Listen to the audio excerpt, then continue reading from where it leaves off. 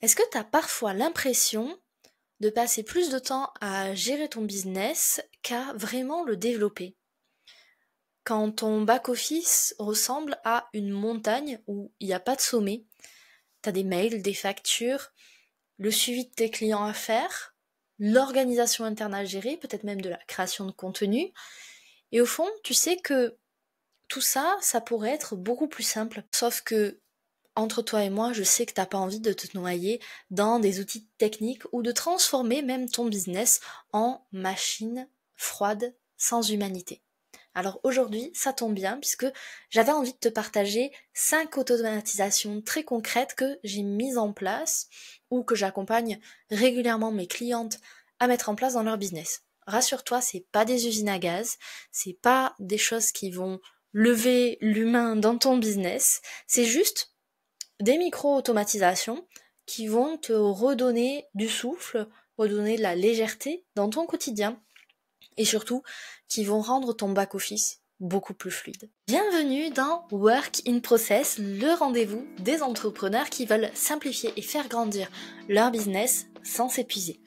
Avant de commencer, un petit mot, si jamais tu n'es pas au courant, chaque semaine, j'envoie à ma communauté une newsletter où je partage des exercices, des réflexions business, des choses pratiques et stratégiques pour t'aider à te libérer du temps dans ton quotidien.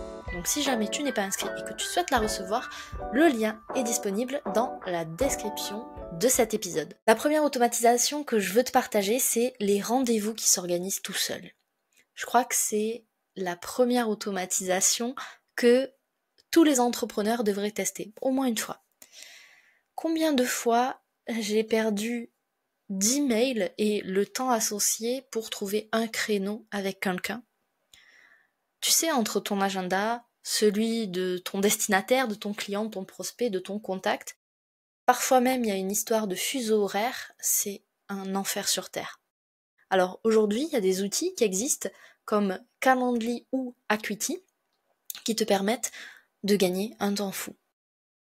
Moi, je sais que mes clientes, quand elles utilisent mon agenda en ligne, elles voient mes disponibilités en temps réel, qu'elles soient en France ou pas. Elles peuvent réserver directement le créneau qui les intéresse et si jamais c'est une visio ou un appel téléphonique, le lien de la visio ou le lien de l'appel s'ajoute automatiquement. En plus de ça, ça se connecte avec nos agendas respectifs, du coup ça bloque les créneaux et on est sûr de pas avoir deux rendez-vous en même temps.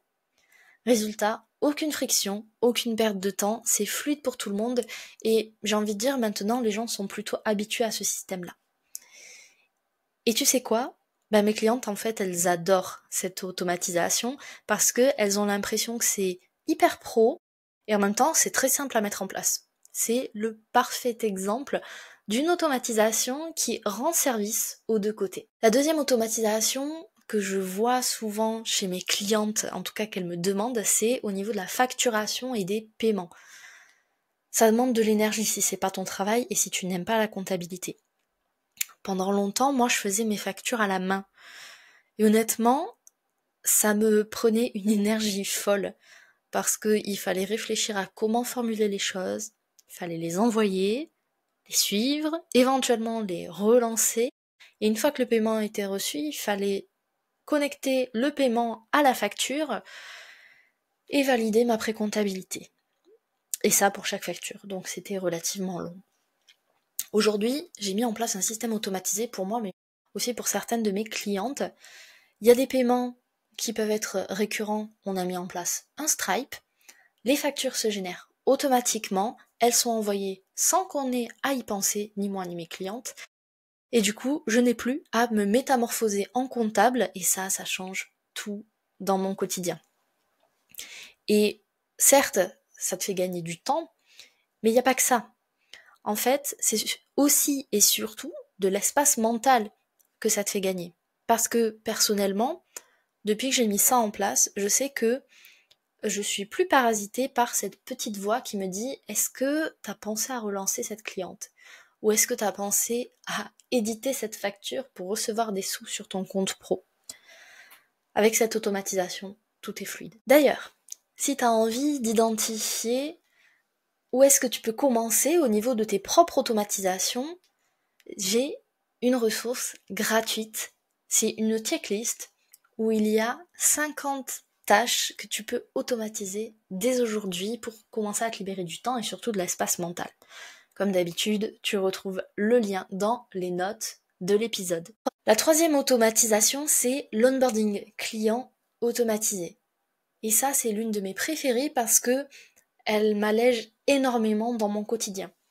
Avant que je la mette en place, dès qu'une cliente rentrait dans mon business, il fallait que je lui prépare un email personnalisé. Souvent, il y avait même des échanges de mails parce qu'elle avait des questions. Il fallait que je prépare sa trame d'audit, puisque quand je travaille avec mes clients, je commence par auditer leur business, c'est-à-dire regarder ce qui se passe, les points forts, les points faibles. Et puis, il y a des documents d'accueil. Tu t'en doutes, je passais un temps monstrueux à tout préparer à chaque fois. Aujourd'hui, avec ma séquence automatisée, c'est un petit peu différent.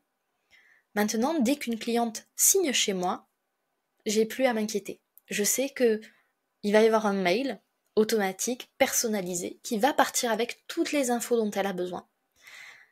Sa trame d'audit va être préparée par rapport à sa situation et lui sera envoyée. Comme ça, elle peut préparer le travail en amont et au moment de notre visio, on se concentre sur l'essentiel. Et pareil pour les différentes étapes qu'on a quand on travaille ensemble. Le résultat, encore une fois, un gain de temps, mais c'est surtout l'expérience client n'est pas la même. En fait, elle est beaucoup plus fluide, d'un côté comme de l'autre, elle est beaucoup plus professionnelle, et ma cliente, quand elle vit cette expérience-là, se sent beaucoup plus accueillie, elle se sent guidée, rassurée, et moi je reste disponible pour la partie humaine de la relation. Quatrième automatisation, les rappels automatiques. Si tu es comme moi, ton cerveau n'est pas fait pour tout retenir, c'est même humainement impossible avec tout ce qu'on a dans nos quotidiens. Moi parfois j'oubliais des suivis, j'oubliais des deadlines, j'oubliais des petites tâches, même si elles pouvaient être récurrentes, parce que quand on est pris dans le quotidien, c'est facile de laisser passer des infos à la trappe. Alors aujourd'hui, moi j'utilise Notion avec des rappels automatiques, ce qui fait que chaque tâche qui doit revenir par exemple chaque semaine ou chaque mois est déjà planifiée. J'ai pas besoin de m'en souvenir, mon outil va me le rappeler. Et là encore, c'est une toute petite automatisation, mais multipliée par le nombre de choses auxquelles tu dois penser, ça change beaucoup de choses. Ça change beaucoup de choses. Parce que j'ai plus à porter ça dans ma tête. Et moi, je me sens beaucoup plus légère et surtout, j'ai l'impression d'être plus disponible aussi pour des choses plus importantes que de me rappeler qu'il faut que je fasse ma déclaration de TVA. Cinquième automatisation, les emails qui vont nourrir la relation même quand je ne suis pas derrière mon ordinateur. Pendant très longtemps, moi je vivais une angoisse, c'est que si je ne poste pas, ou si je ne produis pas du contenu, si je ne suis pas présente, mon audience va m'oublier. Alors du coup, ça me crée des insomnies, ça me crée beaucoup de stress, et je m'épuisais en fait. Je m'épuisais à être partout, tout le temps. Ce qui n'est pas une stratégie forcément très efficace. Aujourd'hui, j'ai mis en place des séquences qui sont automatisées, c'est-à-dire que quand quelqu'un s'inscrit à ma newsletter, il va recevoir une série de messages que j'ai préparés pour lui. D'ailleurs, si tu veux savoir quels sont ces messages, rejoins la newsletter et comme ça tu verras l'automatisation en action.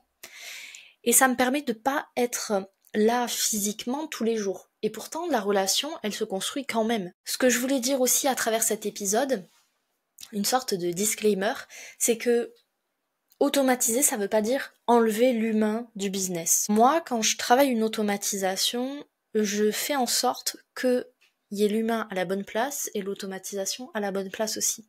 Par exemple, pour les emails, j'ai écrit mes mails comme si je parlais à un ou une amie entrepreneur.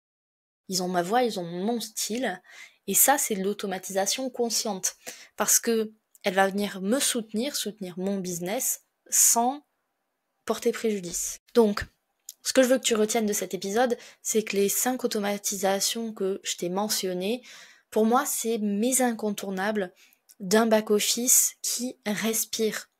La prise de rendez-vous, la facturation, l'onboarding de tes clients, les rappels automatiques et tout ce qui est email relationnel. Il n'y a rien d'exotique, il n'y a rien de compliqué là-dedans. Par contre, c'est des petits leviers qui changent beaucoup de choses au quotidien. Donc, si tu t'es reconnu dans ce que je t'ai partagé, si tu as l'impression que ton back-office te ralentit, pose-toi peut-être cette question. Quelle est la tâche en ce moment que je répète régulièrement et que je pourrais déléguer à un outil? Et tu vas voir que rien que cette petite question et cette réponse, ça va te libérer énormément d'espace dans ton quotidien. Merci d'avoir écouté cet épisode. Pour prolonger ta réflexion, je t'invite à écouter l'épisode Simplifier son offre sans perdre de chiffre d'affaires. Parce que au final, quand tu automatises, quand tu simplifies les choses, c'est deux facettes d'une même pièce. C'est-à-dire que tu vas libérer ton énergie pour la mettre là où ça compte. Tu verras, le lien est disponible dans la description de cet épisode. Et bien sûr, si tu veux recevoir chaque semaine mes exercices pratiques, mes réflexions business, des outils, en savoir plus sur les coulisses aussi de l'entrepreneuriat, pense à t'inscrire à ma newsletter. C'est le meilleur endroit pour aller plus loin ensemble. On se retrouve la semaine prochaine dans un nouvel épisode. Merci d'avoir écouté Work in Process. Si l'épisode t'a parlé, pense à t'abonner pour ne rien manquer. Et si tu veux aller plus loin, rejoins ma newsletter. Je t'y partage chaque semaine des ressources pour construire un business durable sans t'oublier. Tous les liens sont en description. À très vite!